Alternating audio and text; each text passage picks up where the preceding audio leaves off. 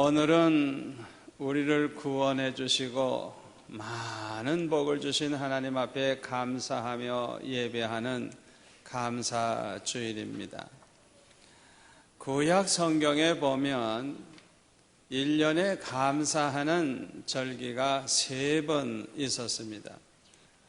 오늘 본문 16절에 보면 무교절과 칠칠절과 초막절, 이 세 절기에는 이스라엘 사람들 중에 남자들은 반드시 하나님 앞에 나아가서 감사의 예물을 드리면서 하나님께 영광을 돌렸습니다.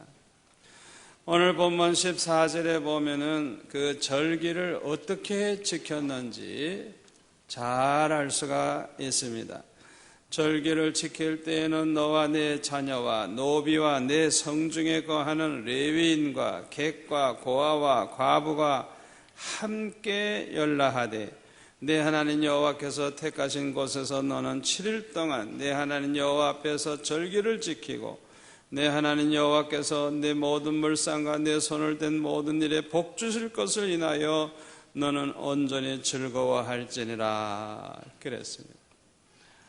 이 말씀을 보면 나 혼자 그저 감사하고 나 혼자 즐기는 게 아니라 가난한 모든 사람, 과부, 고아와 나그네들, 레위인들 할 것 없이 다 함께 모여가지고 일주일 동안 함께 먹고 함께 나누고 함께 기뻐하면서 하나님께 감사로 영광을 돌리는 그런 축제의 날이라는 것을 알 수가 있습니다.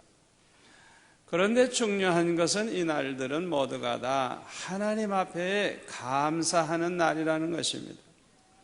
그것도 빈손으로가 아니라 17절 말씀대로 하나님께서 주신 복을 따라서 그 힘대로 하나님 앞에 물질을 바치는 그런 감사절인 것입니다. 16절 끝에 보시면 공수로 여호와께 보이지 말라 그랬어요. 빈손 들고 나오면 안 된다는 거예요. 그러면 하나님께서 왜 이렇게 하나님 앞에 감사드리는 이 절기를 1년이나 3번씩이나 가지게 하셨을까?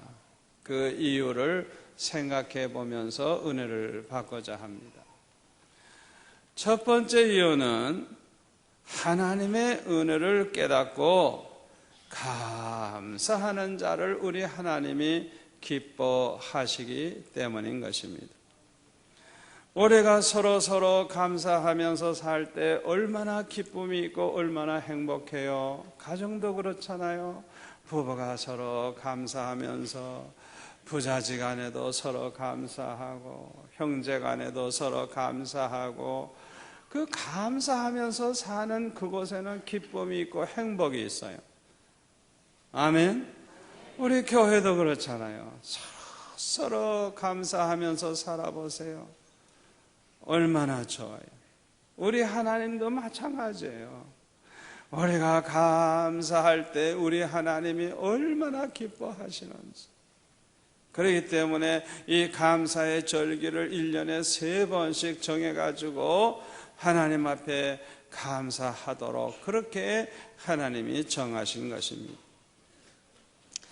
찬송가 작가인 아이작 왓츠는 말하기를 하나님이 계신 곳이 2곳이 있는데 하나는 저 천국이고 하나는 감사하는 심령이다 그랬어요.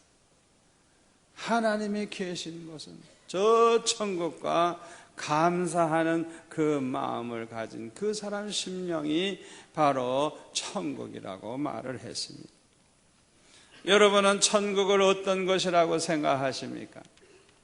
천국은 분명히 하나님께 감사함으로 찬양을 하는 아주 기쁨이 충만한 그런 나라일 것입니다.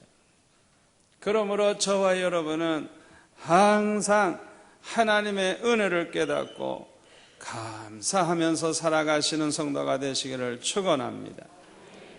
두 번째로 하나님께서 이렇게 1년에 3번씩이나 하나님 앞에 감사의 절기를 만들어 주신 이유는 우리가 감사할 것을 곧잘 잊어버리기 때문입니다. 우리가 감사하는 것을 잊어버리고 살 때가 너무너무 많아요. 그래서 감사가 없는 삶을 살 때가 너무 많은 것입니다.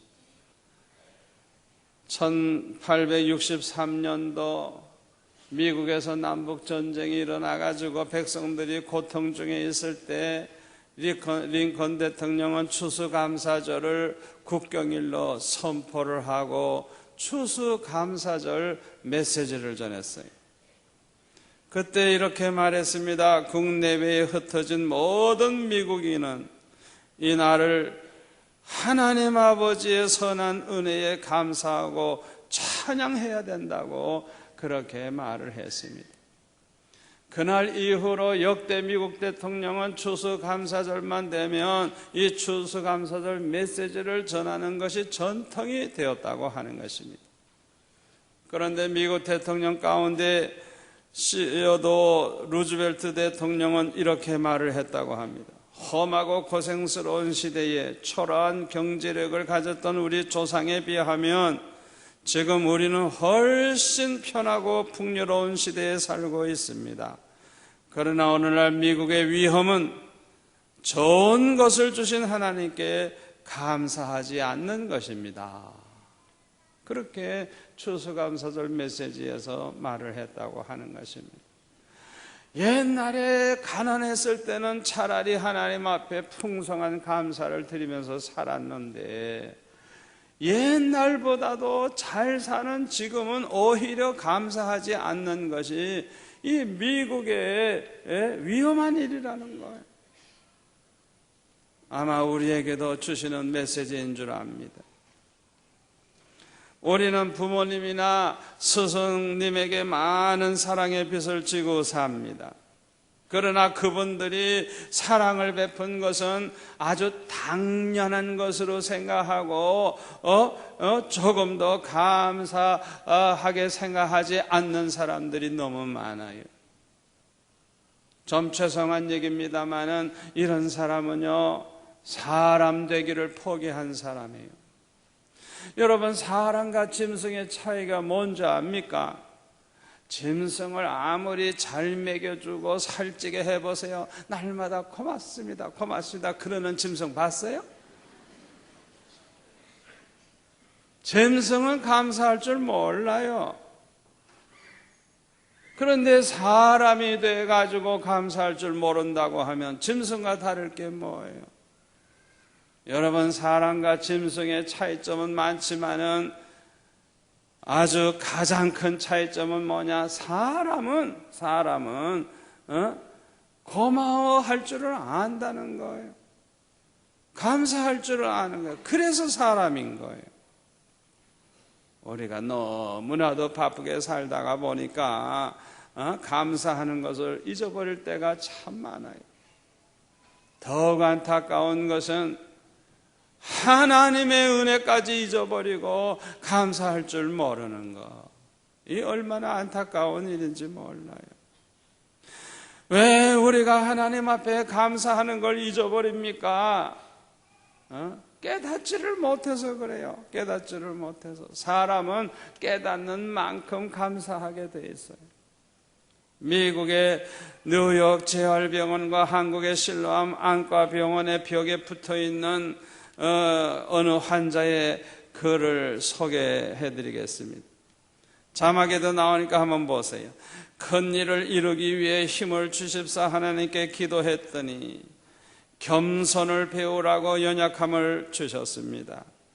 많은 일을 하려고 건강을 구했더니 보다 가치 있는 일을 하라고 병을 주셨습니다. 행복해지고 싶어 부유함을 구했더니 지혜로워지라고 가난을 주셨습니다.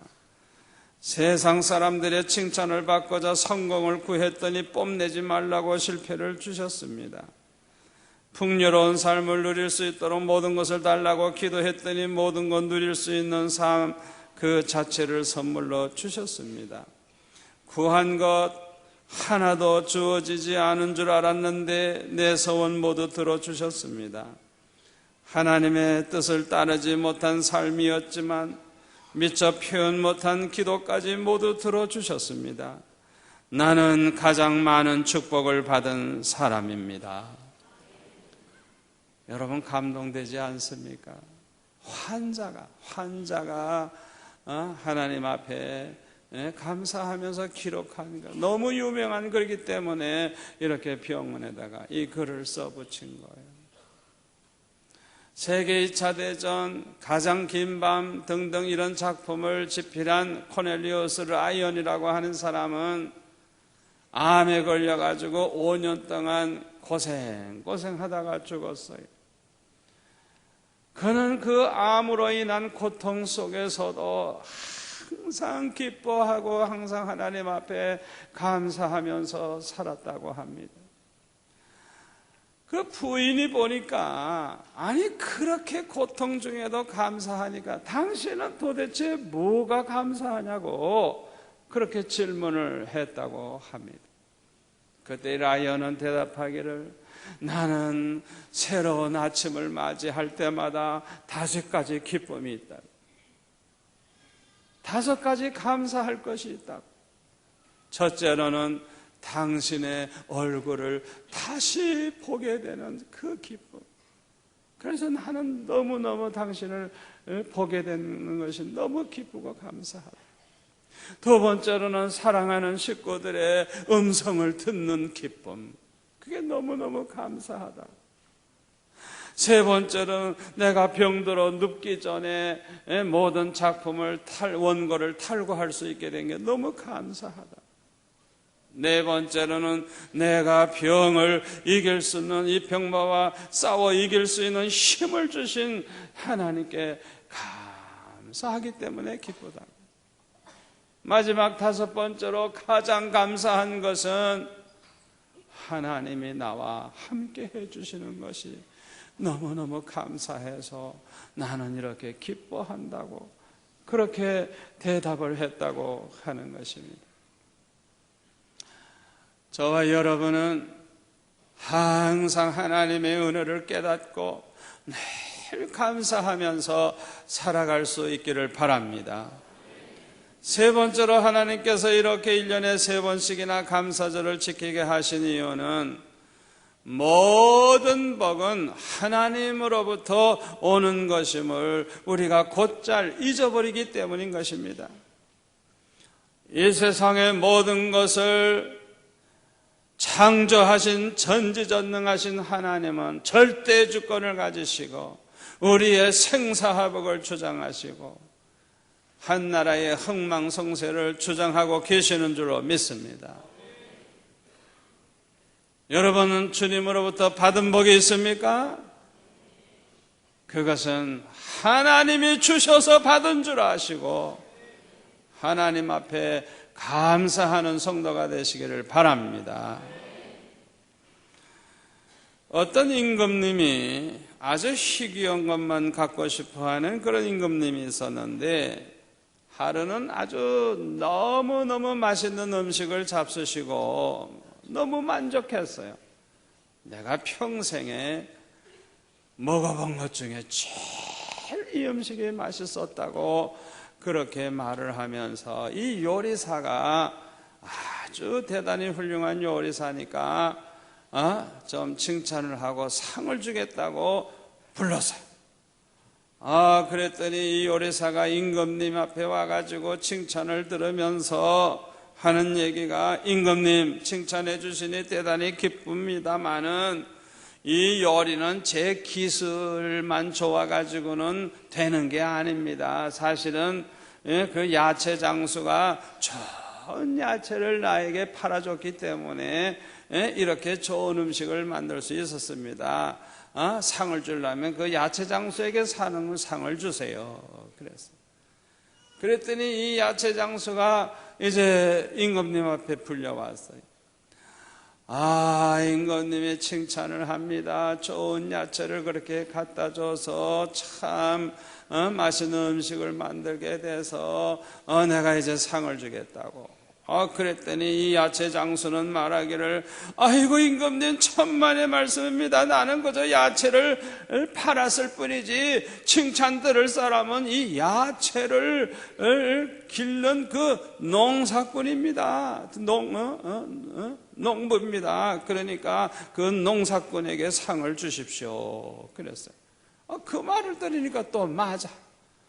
그래가지고 또 그 농사꾼을 또 오라 그랬더니 자기는 또 뭐 잘못한 것이나 있나 그래가지고 부들부들 떨면서 임금님 앞에 왔더니 임금님이 또 칭찬을 하면서 네가 농사를 이렇게 잘 지어가지고 좋은 야채를 길러서 내가 이렇게 맛있는 음식을 먹었다 그러면서 상을 주겠다 그러는 거예요. 그랬더니 또 이 농사꾼이 말합니다. 임금님 그건 틀립니다. 저는 그저 일만 했을 뿐입니다. 땅을 갈아 씨를 뿌리고 그저 심고 그랬은 것뿐이지 때를 따라 비를 내려주시고 햇볕을 주신 분 그분이 안 계시다고 하면 잎사귀도 하나 제대로 나오지도 않고 열매도 맺을 수가 없습니다. 그러니까 정말 우리가 감사해야 될 건 하나님께 감사해야 됩니다. 그랬다는 거예요. 사랑하는 성도 여러분, 인간이 아무리 애를 쓰고 노력을 해도 하나님이 축복하지 않으면 안 됩니다.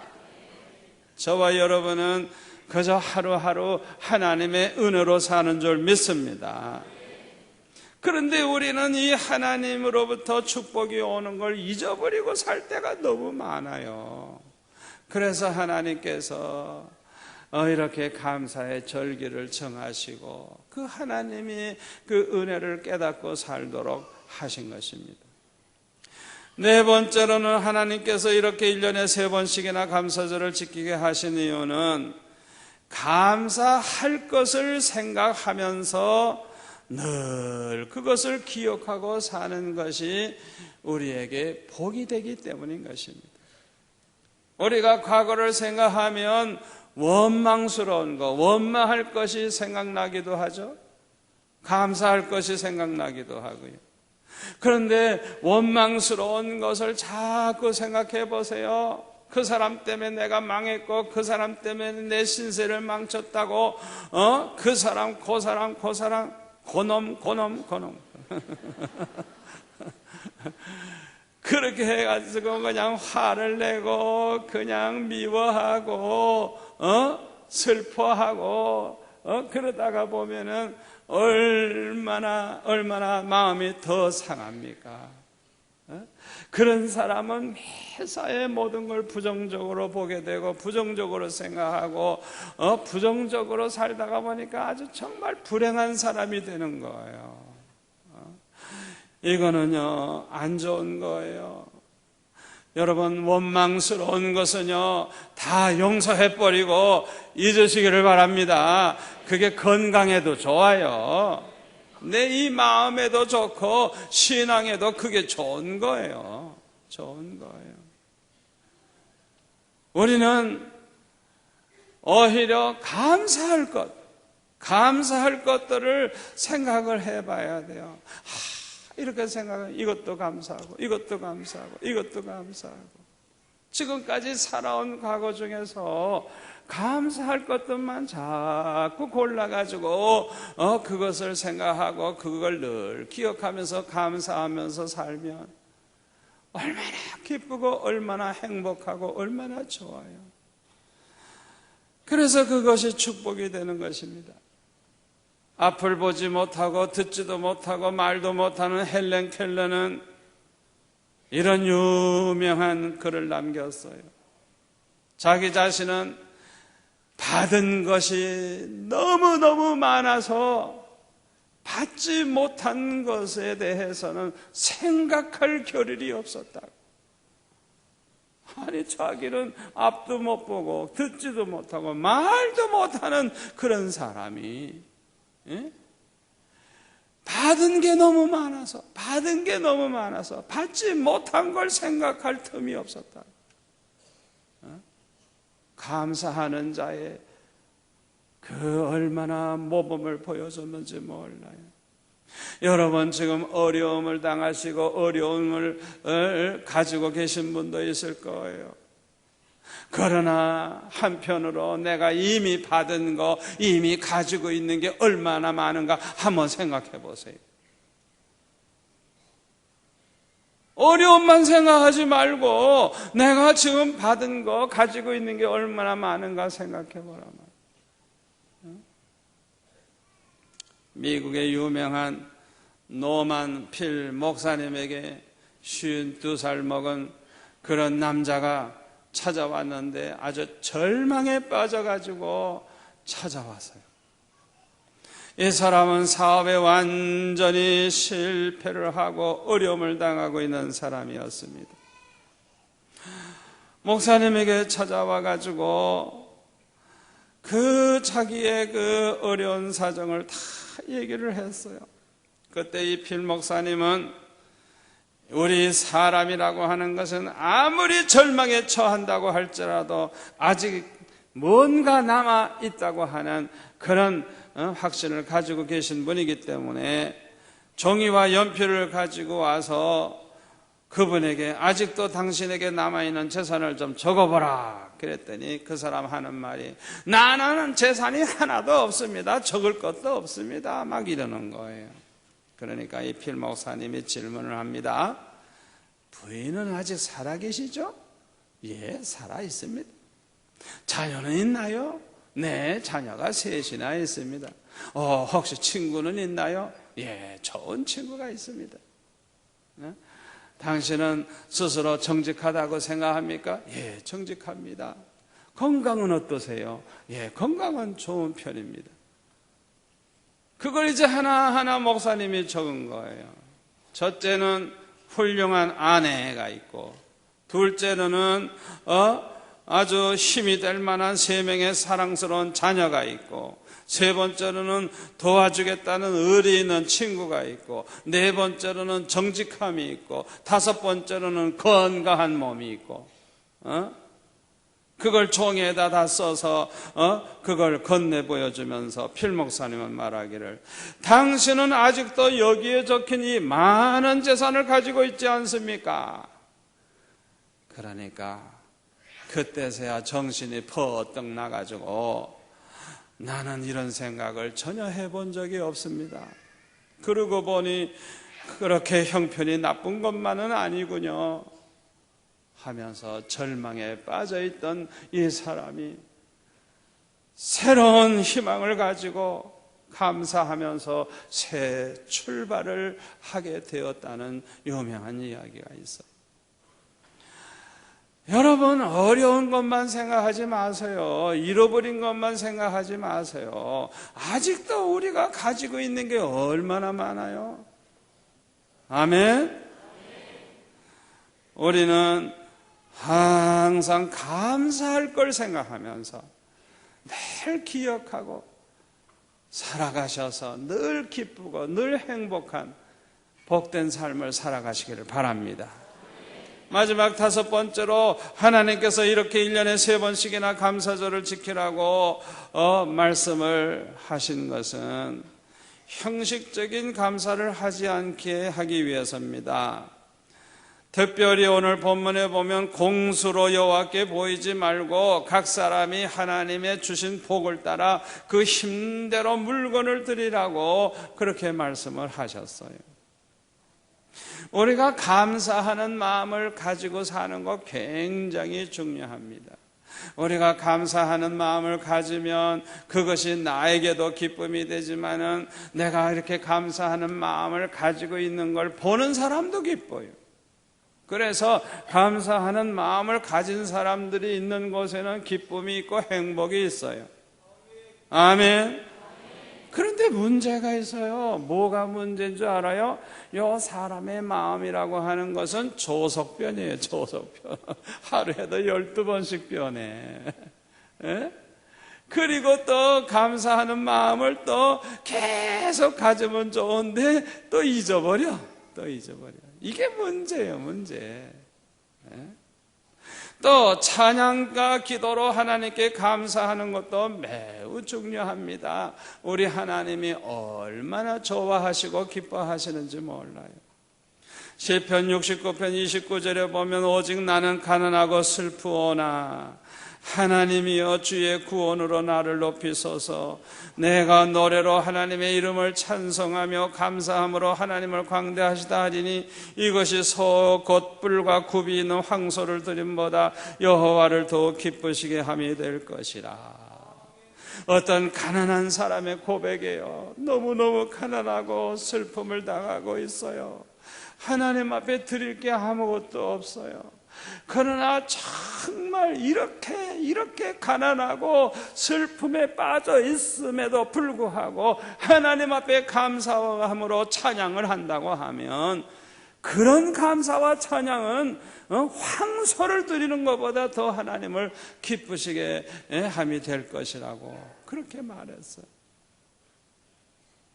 시편 100편 4절에 보면은 감사함으로 그 문에 들어가며 찬송함으로 그 궁정에 들어가서 그에게 감사하며 그 이름을 성축할지어다. 시편 148편 11절 세상의 왕들과 모든 백성과 방백과 땅의 모든 사사며 청년 남자와 처녀와 노인과 아이들아 다 여호와의 이름을 찬양할지어다. 그 이름이 홀로 높으시며 그 영광이 천지에 뛰어나심이로다.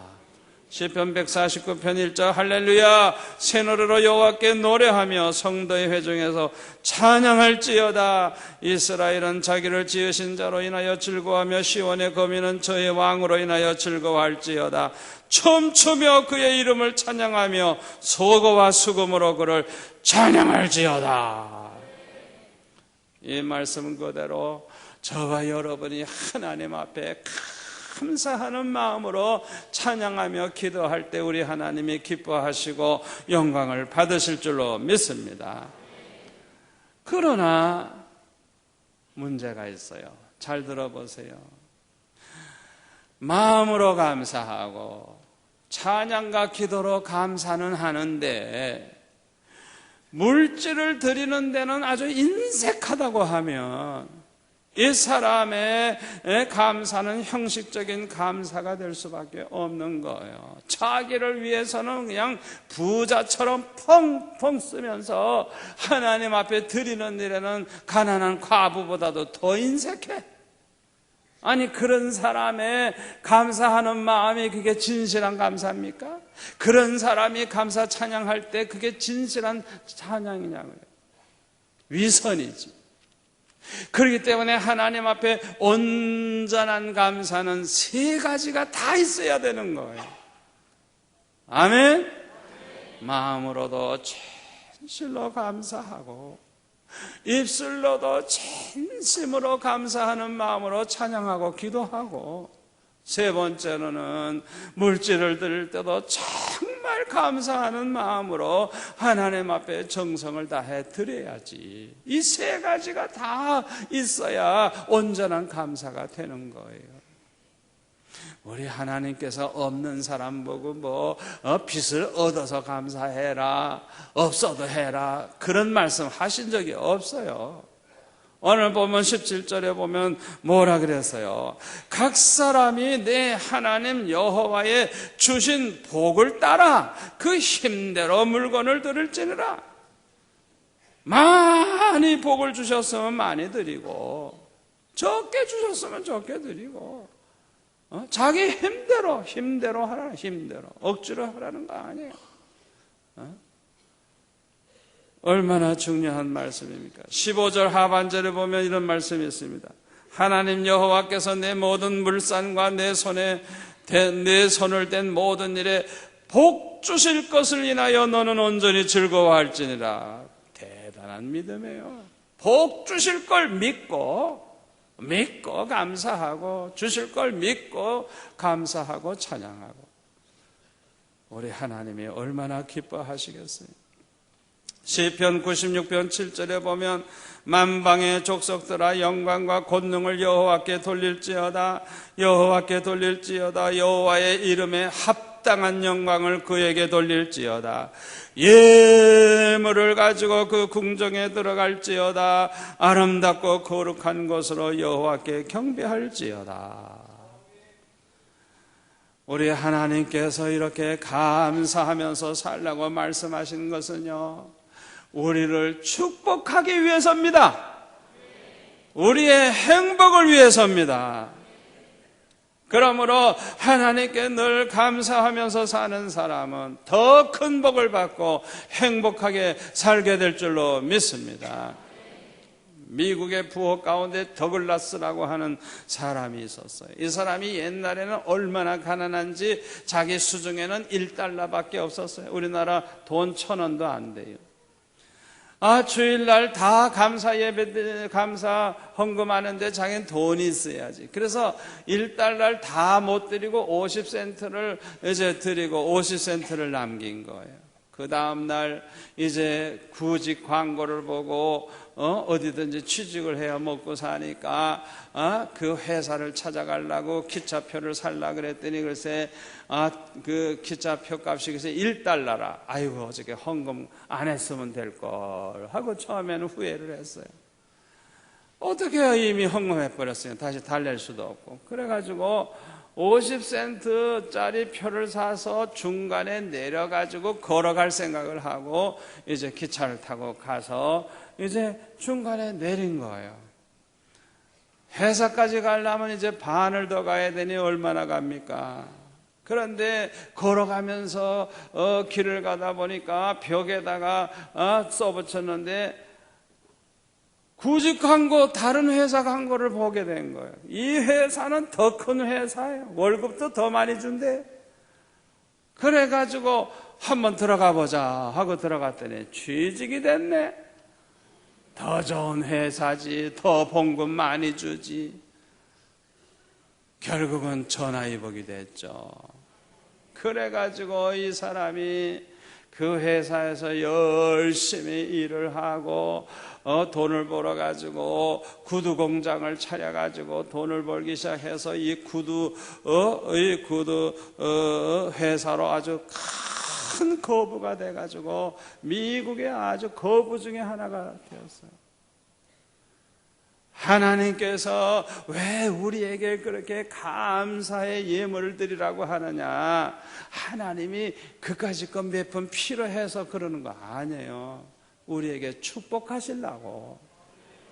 아멘. 우리에게 복을 주시려고 그렇게 하시는 거예요. 그걸 우리가 알아야 돼요. 우리가 감사하면서 살 때 하나님 기뻐하시고, 감사하면서 기도할 때 응답이 빠르고, 감사하면서 살 때 하나님께 영광 돌리는 일꾼이 될 줄로 믿습니다. 아무쪼록 오늘 주신 말씀 여러분들이 그대로 실천에 옮기셔서 하나님을 기쁘시게 하고 하나님이 주시는 복을 누리면서 행복하게 살아가시기를 축원합니다.